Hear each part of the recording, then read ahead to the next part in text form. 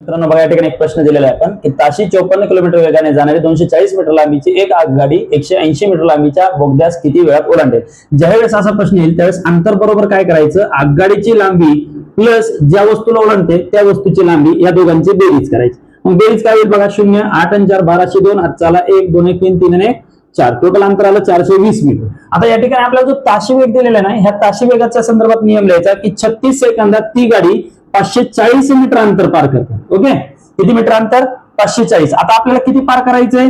420. मग 420 मीटर अंतर पार करण्यासाठी त्या गाडीला किती वेळ लागेल असा प्रश्न करा आणि यांच्यामध्ये तिरकस गुणाकार करा. आता यांच्यात तिरकस गुणाकार करताना काय करणार आपण, 36 गुणिले 420 भागिले 540. बघा 18 गुणिले 36, 18 त्रिक 54, 0 0 0 कटला 0 कटला, 3 1 3 3 1 3 उरला 1, 3 चोक 12 आणि 14 दुणे 28. म्हणजे या प्रश्नाचं उत्तर काय आलं, 28 सेकंद.